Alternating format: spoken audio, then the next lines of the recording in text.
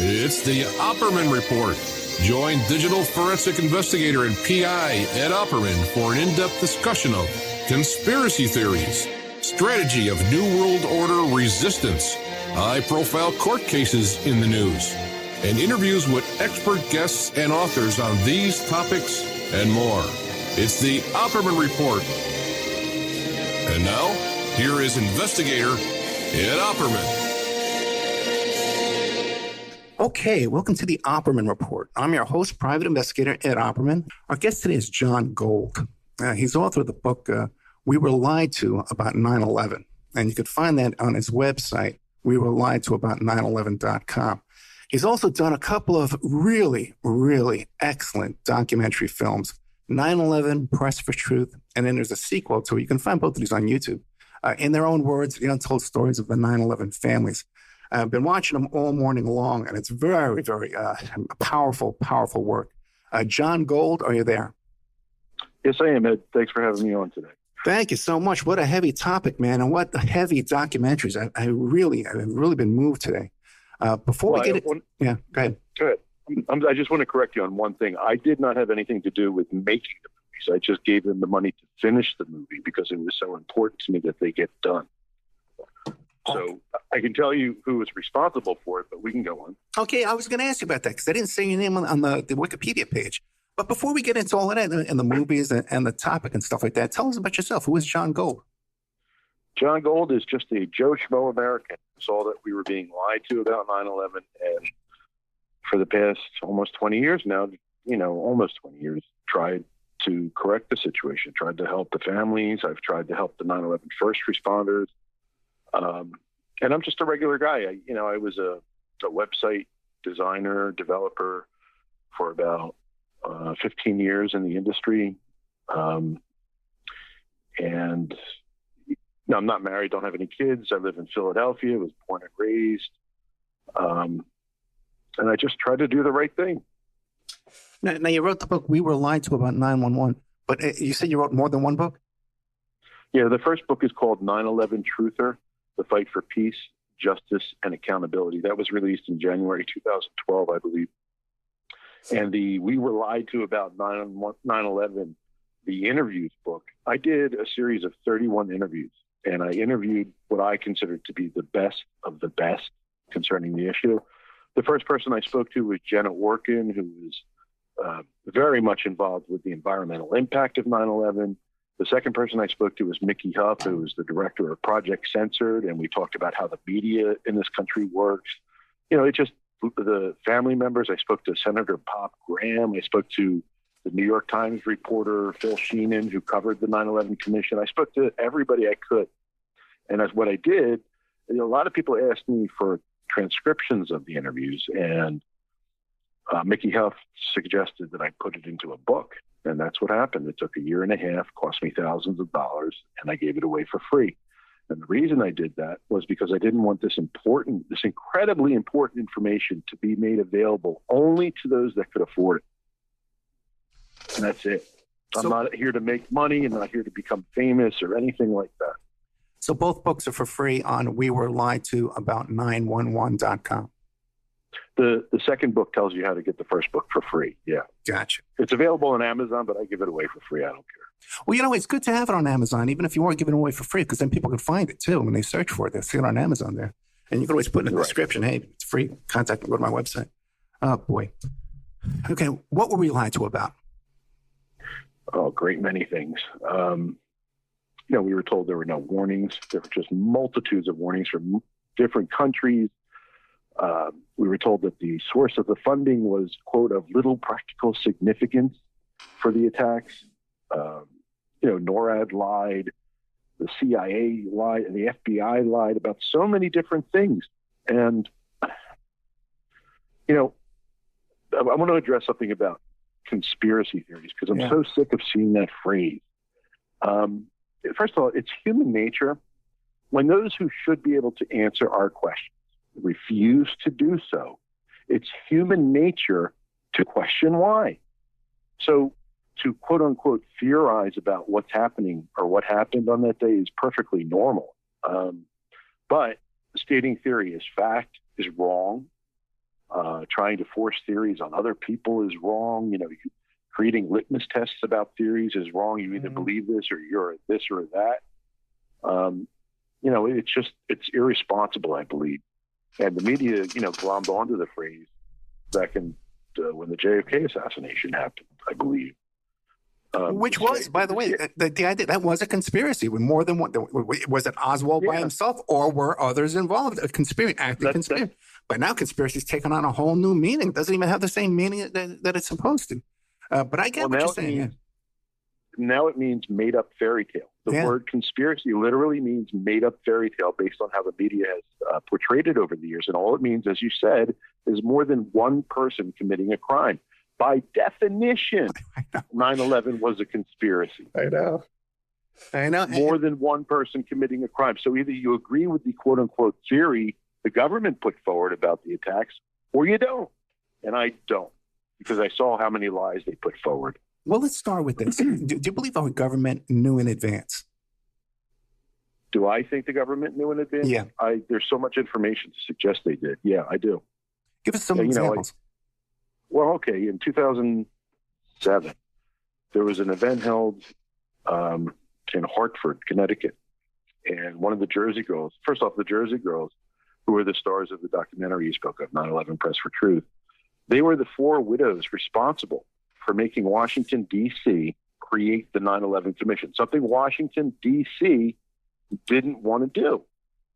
So one of the Jersey girls, her name is Patty Casaza, she showed up at the event we were having, and she told us that they had met whistleblowers on the side of the road that said this government knew the date, the time, and the type of attack that was going to take place. And that's just one instance. And that's another thing. The 9/11 Commission didn't speak to whistleblowers for some reason, even though they told the families that each and every person would be heard. So she said that, and let's see, there was something called the August 6th PDB, the Presidential Daily Briefing, which is what actually got me off to the races on 9/11. The first thing that took place was in January of 2002, Bush and Cheney went to Tom Daschle's office, who was the Senate Majority Leader at the time, and asked him specifically not to investigate the attacks at all. Then, in May 15th, 2002, news of what was called the August 6th PDB was leaked. And it said that, it talked about hijackings or other types of attacks. It talked about buildings in New York City. It talked about all kinds of things. And that was focused on greatly by the 9/11 Commission. But there were 39 other PDBs having to do with Al-Qaeda that we don't even know about, that one reporter said were worse than the August 6th PDB. I think there were 14 different countries that gave us warnings. And by the way, I want to make this available. There's a site called historycommons.org that has all of the warnings in lists to show you what the warnings were. And they were mainstream media outlets. Now, at the time of 9/11, the media in this country was a different animal, I think. I mean, it was still greatly propaganda and stuff like that, but there were reporters back then who were openly asking questions about that day. They just weren't getting the attention that they deserved. And, over the years, the media's just gotten horrible. So anyway, there was a time when you could almost trust them, like where they would report on something, but it wouldn't get the coverage it deserved, like front page coverage. It would be in the back of a paper somewhere. Do you have any specific names of who in our government knew in advance? Of who in the government knew in advance? Yeah. George Tenet is a good candidate for that. I think Cofer Black was a good candidate for that. It's possible. I don't know specifically who knew what, but I do think George Tenet knew something because he lied about meeting George W. Bush in August of 2001, 2 times, I believe. Under oath, he lied about it. In his book, he said he did meet him 2 times that month, and they spoke about, he was aware of the Moussaoui arrest prior to 9/11. Go ahead, I'm sorry. You mentioned under oath, but in actuality, the 9/11 Commission, they weren't under oath. None of the witnesses were under oath, were they? Well, in the beginning, nobody was held under oath. The families and an organization called 9/11 Citizen Watch shamed the 9/11 Commission into holding people under oath. The problem with it was that the 9/11 Commission, when the first hearing it ever had, said, we're not here to point fingers or point blame.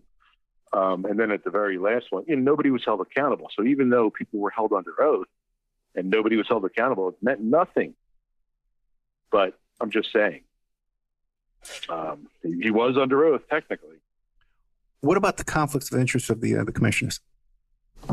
Well, every commissioner had conflicts of interest. And I don't have all of those in front of me right now, but let's see. Right now I'm going to historycommons.org to try and find it because there's some lists.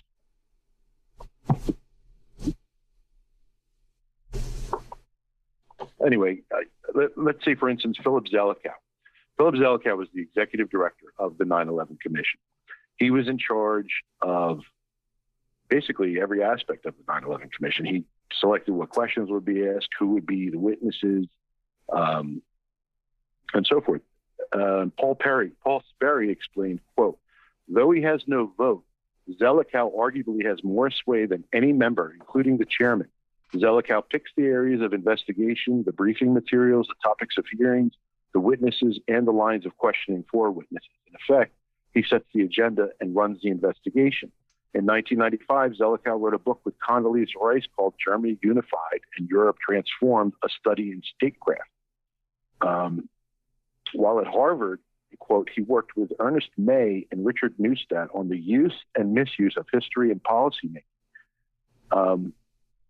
He did a report on the assassination of JFK that was just riddled with errors. But let me get to the 9/11 Commission. Well, he also wrote the preemptive war strategy that the Bush administration used. He tried to prevent the 9/11 Commission staffers from talking to 9/11 commissioners. He tried to insert a false connection between Iraq and 9/11 into the 9/11 report, but the families and the staffers fought against it. Select staffers of the 9/11 Commission dispute the account, though Zelikow ultimately had to approve what her name was Lori Milroy's testimony before the commission. It was alleged that he had taken direction from Karl Rove, and that was according to the New York Times reporter, Philip Sheenan. And it was supposed to be a nonpartisan, commission. Before the commission even started, Philip Zelikow in early 2003 and Ernest May wrote a complete outline of the final report. Zelikow, Keene, and Hamilton decided to keep this outline a secret from the commission staffers when, quote, it was later disclosed that Zelikow had prepared a detailed outline of the commission's final report at the very start of the investigation. Many of the staff's investigators were alarmed. Anyway, the Saudi investigations, he blocked half of the interview requests for Saudi Arabia. One of the individuals, there was something called the Joint Congressional Inquiry, which came before the 9/11 Commission, that did a study in the 9/11, and they released a report that had 28 redacted pages having to do with Saudi Arabia.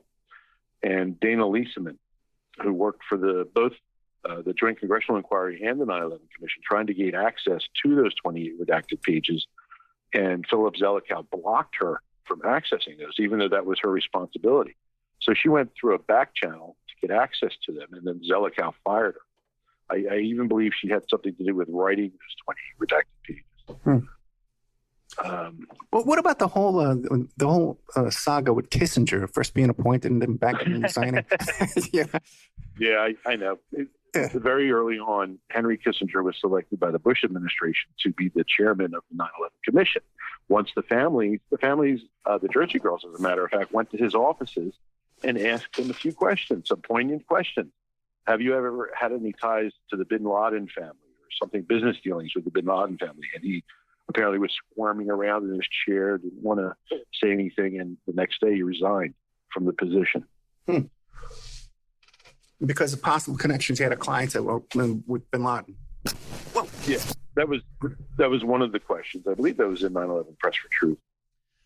Yeah, I think it was too. Now, what about the 19 hijackers? How is it possible for these 19 hijackers to operate in the United States and not have other identified help? helping them here. Well, that's the thing. They did have help in this country. If you're looking at it from the Saudi Arabia angle, the Saudi embassy helped them. It was just within the last couple of months, a name was leaked by the FBI of someone who worked at the embassy who supported two of the alleged hijackers in San Diego, Khalid Almidar and Nawaf al-Hazmi.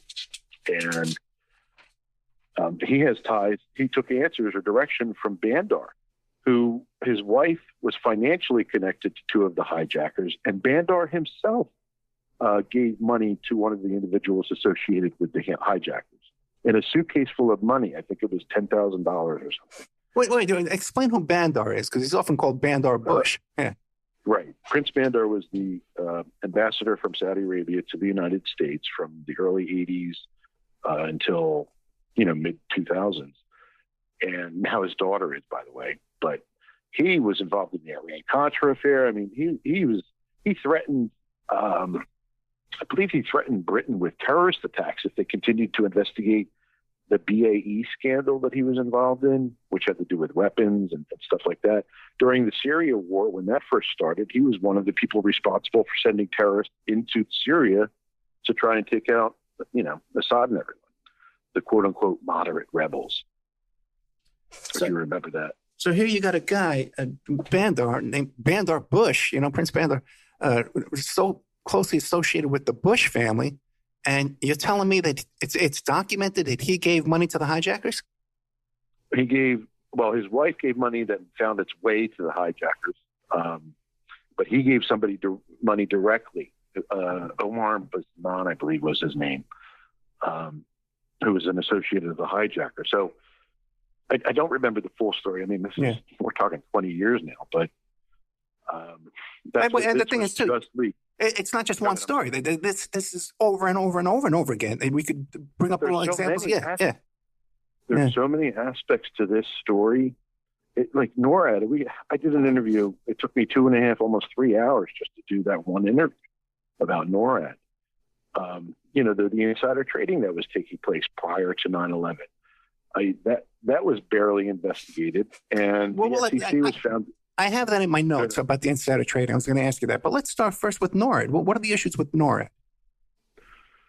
Oh, let's see.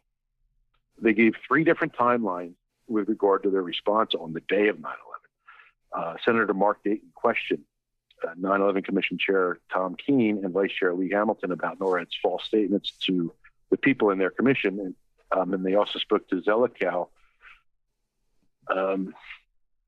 Mark Dayton questioned 4 individuals, and I have a tape. My YouTube channel is Gold9472. If you just do a search for Mark Dayton, he questioned about 4 individuals about their response and their lies that day. One of them was Donald Rumsfeld, Philip Zelikow, Richard Myers, who was in charge of NORAD. Let's see. On June 17th, 2004, 9/11 Commissioner Jamie Gorelick asked General Myers about NORAD's mission. Quote, in my experience, the military is very clear about its charters and who is supposed to do what. So if you go back and you look at the foundational documents for NORAD, they do not say defend us only against the threat coming in from across the ocean or across our borders. It has 2 missions, and one of them is to control the airspace above the domestic United States, and aerospace control is defined as providing surveillance and control of the airspace of Canada and the United States. To me, that air sovereignty concept means that you have a role which, if you are postured only externally, you defined out of the job. She also went on to say, I would like to know, as the second question, is it your job? And if not, whose job is it to make current assessments of the threat and decide whether you are positioned correctly to carry out a mission, which at least on paper, NORAD had. At the end of the exchange, General Myers asked, quote, did I answer both questions? And Jamie Gorelick responds, yes and no, and my time has expired. Basically, NORAD was saying that their responsibility after 9/11, they were saying after 9/11 that their responsibility was to only cover threats coming from outside the United States, as if the airspace around the continental United States is a magic place where nothing ever happens in the air. But let me ask you this, John. Isn't that a lot of 20/20 hindsight? Like, can't we give them the benefit of the doubt that on that morning, this had never happened before, that, okay, it's a plane. Oh, really? Go ahead. It did happen. Go ahead. Back in the early 70s, there were 4 planes that were hijacked. And I just added this entry to historycommons.org. But they're called the Dawson's Field hijacking. Let's see. I'll try to find something on it really quickly. It wasn't all in the same day, but it was very close. So let's see. Terrorists tried to simultaneously hijack 3 airliners heading to the United States from Europe in a series of events that culminate into 2 of the airliners, along with another plane being blown up at the airfield in Jordan. The hijackers are members of a group called the Popular Front of Liberation of Palestine, so on and so forth. Let's see. There was a quote in here that I want to read to you. Okay, the series of events will become known as Black September. Until 9/11, September 6, 1970, when the first hijacking has occurred, will be known as the blackest day in aviation history. The events will lead the international aviation community to finally take coordinated action to prevent hijacking. Additionally, they are, quote, the first major terrorist hijacking attempt that captured the media's attention. And Mary Chavo, Inspector General of the Department of Transportation from 1990 to 1996, will later note the similarities between Black September hijackings and the events of September 11, 2001. When she criticizes the failure of authorities to prevent the 9/11 attacks, while the events of September 11 were astonishing in the numbers of casualties and the enormity of the devastation, she will comment, quote, the modus operandi of the terrorists was not new. Almost 31 years after 4 planes were hijacked and blown up in an Islamic Jihad stage in Jordan, 4 U.S. planes were hijacked in what Osama bin Laden would call, in a congratulatory message, the jihad. Right, but John, well, once again, giving you the benefit of the doubt, okay, is that I'm familiar with Black September, and they did capture 4 planes. They landed them in the Middle East, and they blew them up over there on the ground. This is the first time, though, that commercial airliners were used as missiles, into buildings and stuff. So, we can kind of, and they had kind of said, okay, if there's a hijacking, everybody just sit in your seats and wait and go to the destination, and then we'll just take care of it from there. So there was like a new policy of how to deal with hijackings on. But it's not like they didn't prepare for such things. That there were protocols and all kinds of things that weren't followed on 9/11 for some reason. And I recommend you go listen to my interview with Malcolm Chaddock about NORAD, because I get all into that stuff. Yes, there were protocols. They would prepare. They would have war games and stuff like the military exercise to practice for such contingencies. So you can't really say that. Okay. Now, what about, we're talking about the hijackers had help, and they had financing, you mentioned, from Bandar Bush. Right. What about the financing that came from Pakistan?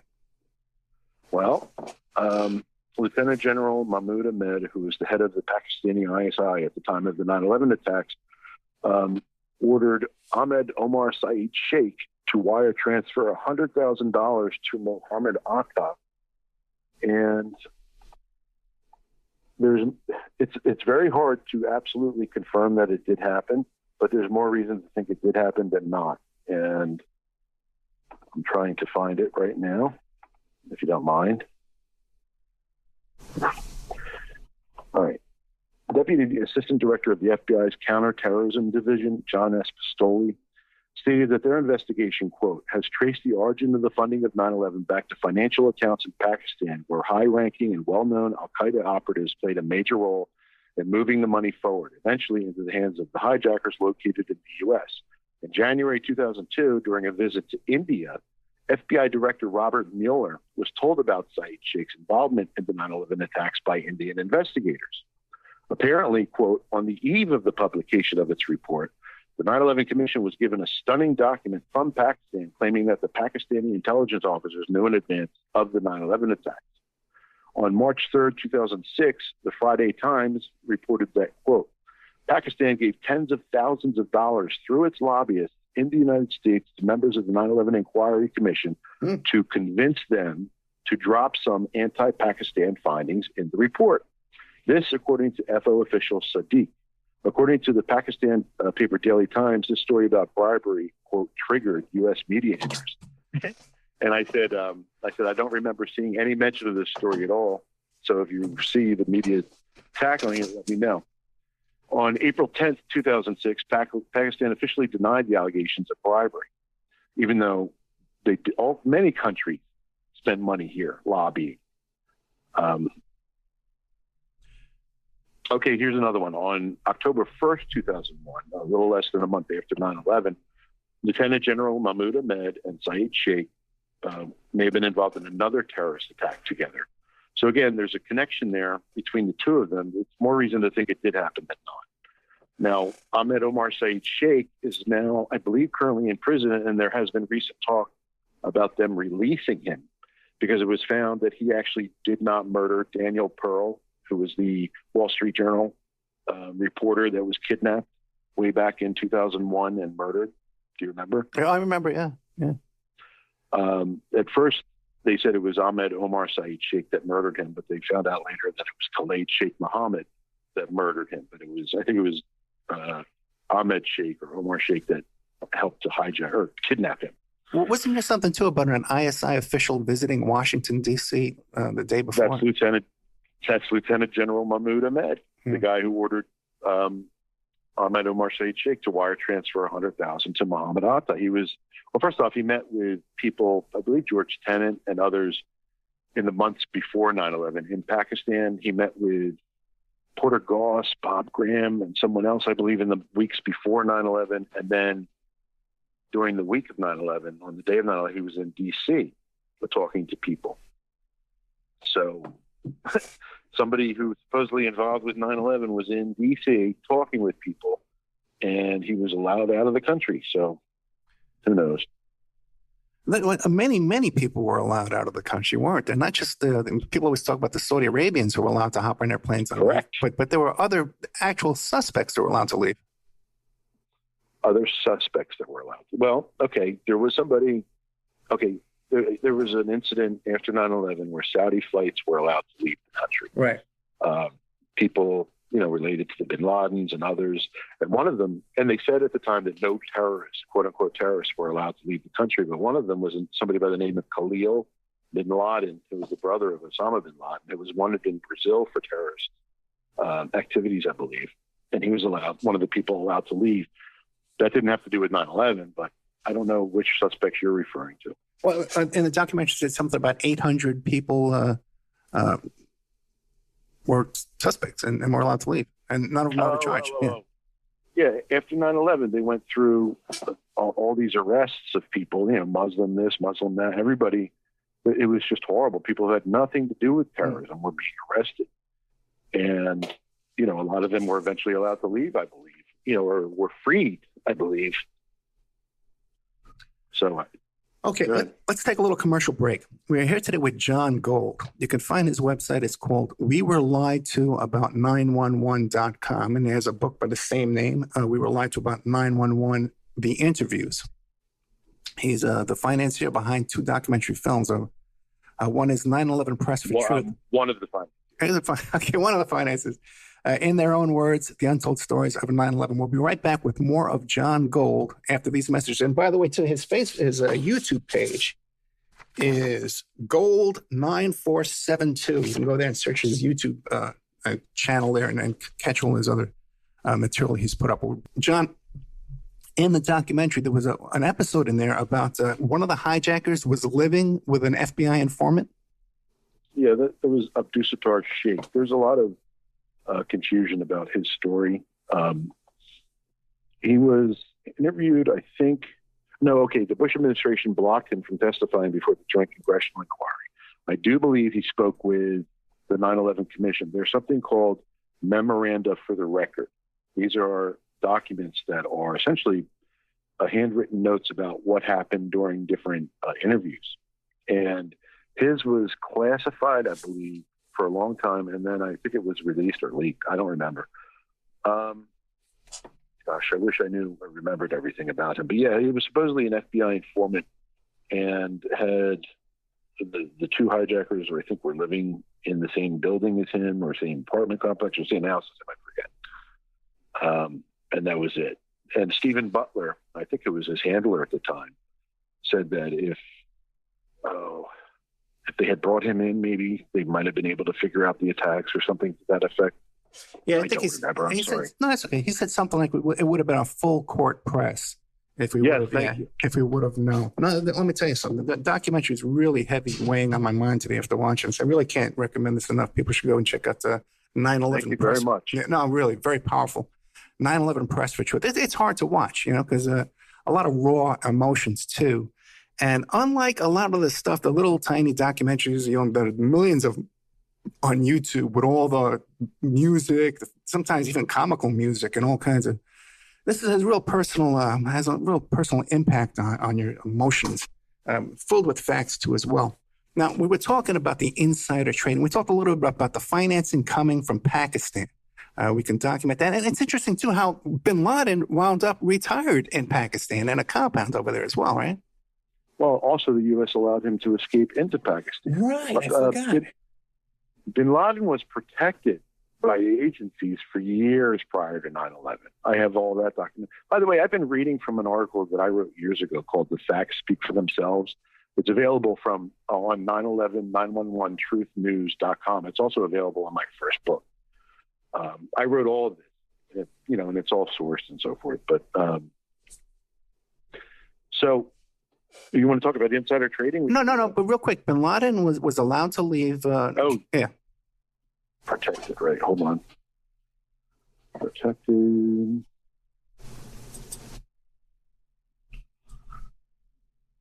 I'm sorry. It's just, I don't know it all from memory.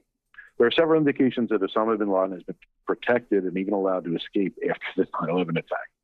On December 24th, 1998, at the request of then CIA Director George Tenet, President Clinton signs an order authorizing the CIA to assassinate Osama bin Laden.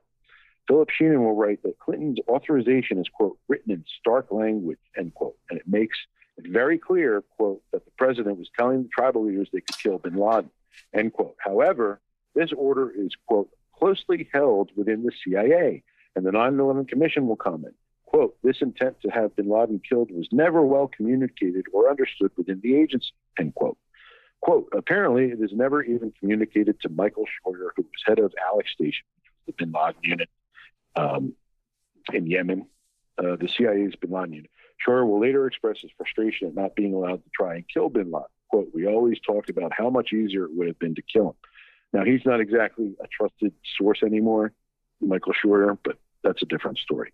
In February 1999, Clinton rewrites the order for the CIA and, quote, deletes the wording authorizing an operation to simply kill bin Laden, end quote.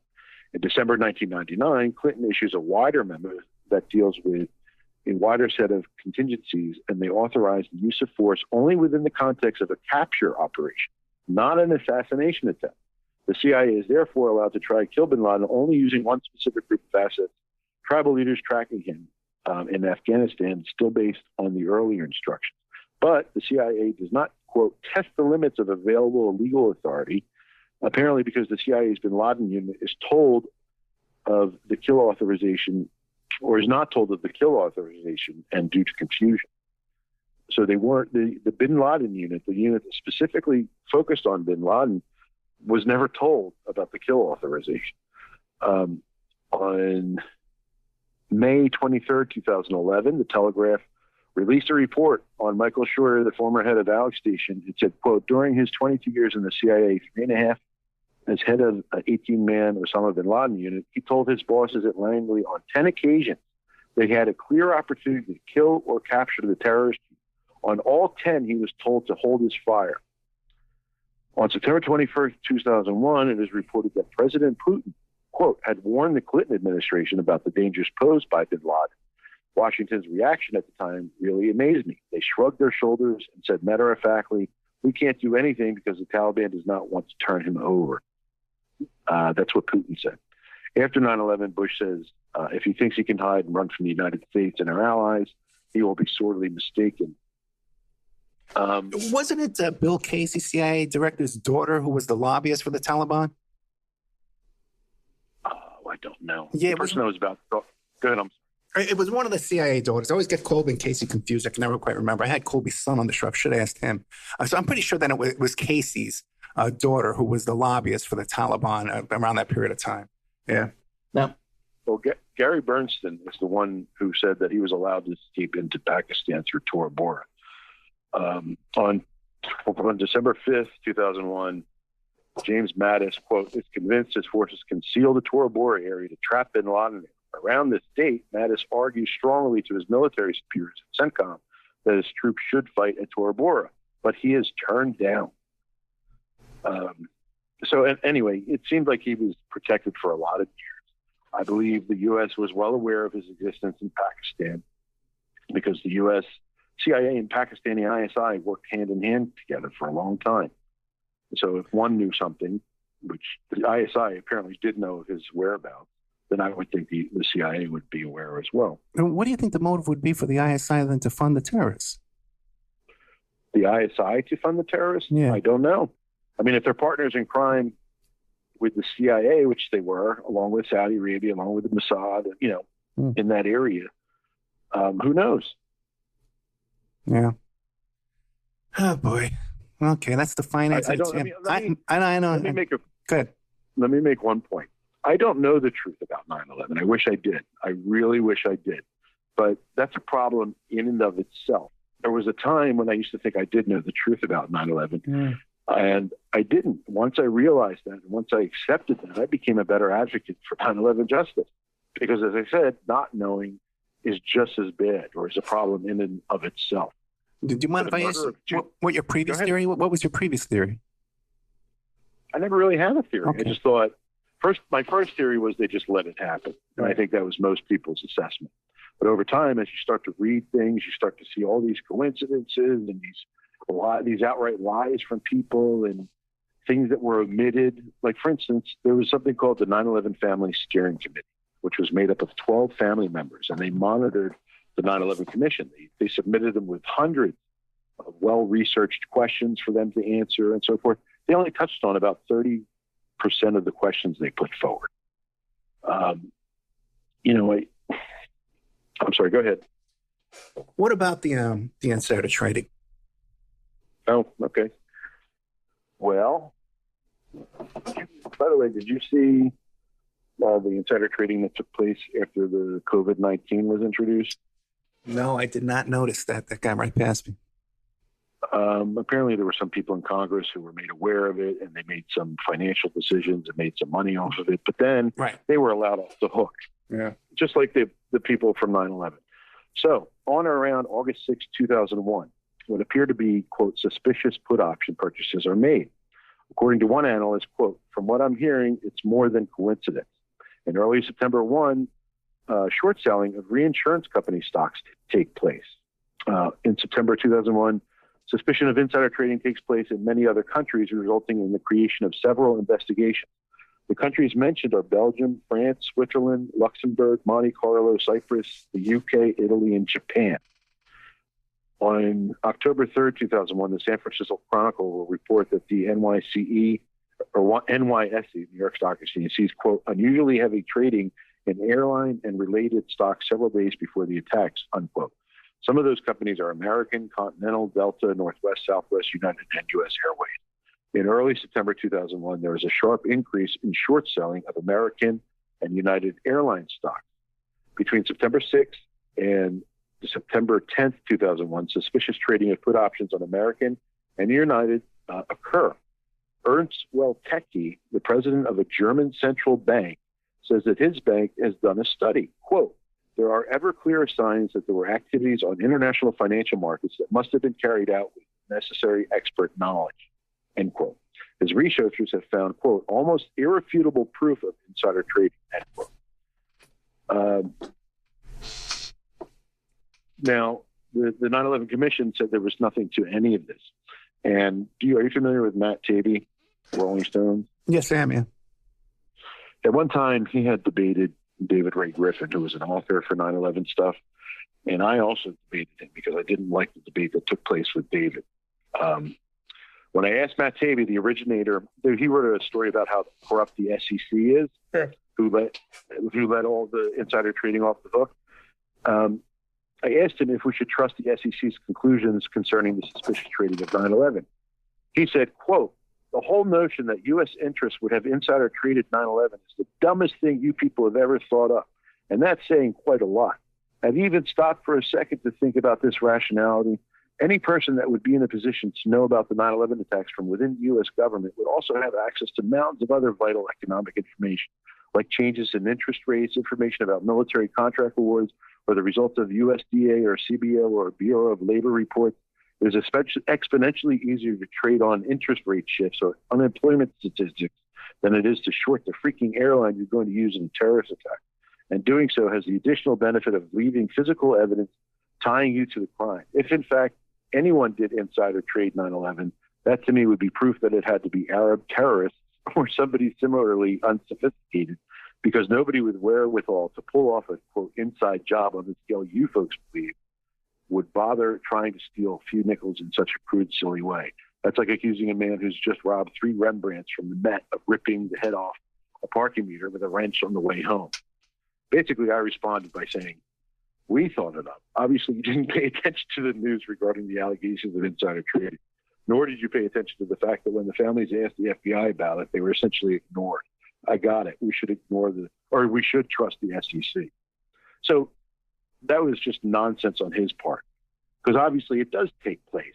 There was a report that came out after COVID that talked about how they do have access to information about the market. Yeah, and I'm sure they're insider trading all the time. I think it's legal for Congress to do it. Right. So Matt Taibbi's just an ass as far as I'm concerned. Okay. Especially with regard to 9/11, I don't know about his other works, but with regard to 9/11, I don't mean to say that word. I'm sorry. No, that's okay. Now, we only got about 4 minutes left. Do you think we have time to cover Able Danger and that whole story? Basically, there was a military group called Able Danger that identified 4 of the supposed hijackers a year prior to 9/11. Kurt Weldon, who was my representative at the time, who was involved in all of that, he said it was a cover-up from both the Clinton and the Bush administrations. Mm. And,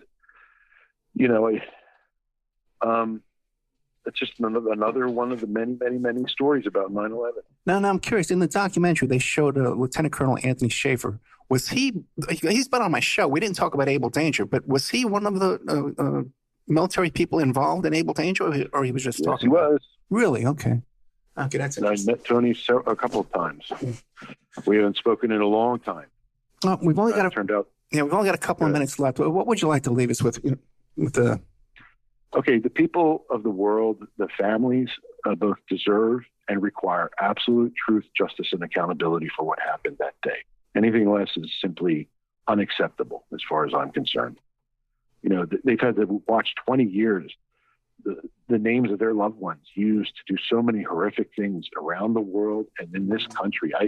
I can't imagine what it's. I know I'm familiar with the anger that I have about being lied to about that day. I can't possibly imagine what it's like to know everything that I do on top of having lost someone that day. It's inconceivable to me to put myself in their shoes. So try to do that. Try to put yourself in their shoes, and you can't. They just deserve better, and we all do, because we were all attacked that day. Yeah, every year, we do this memorial, this remembrance, but none of this stuff is talked about. I really appreciate you, John Gold. You can check out his website, We Were Lied to About 9/11, 911.com. Then he wrote a book called We Were Lied to About 9/11, The Interviews. John, there's one on Amazon too. Which one is that again? 9/11 Truther, The Fight for Peace, Justice, and Accountability. The YouTube channel is Gold9472. You was mentioned before this article you wrote, The Facts Speak for Themselves. Where can we find that? You can find that on 911truthnews.com. And you can find the documentary films on YouTube. 9/11 Press for Truth is one. And the other one is In Their Own Words, The Untold Story of the 9/11 Families. John Gold, thank you so much. I really appreciate you. It's a tough subject, man, to go into, but very brutal information here. And it's put together very, very well. So thank you very much. Thank you, Ed, for having me on today. Good night.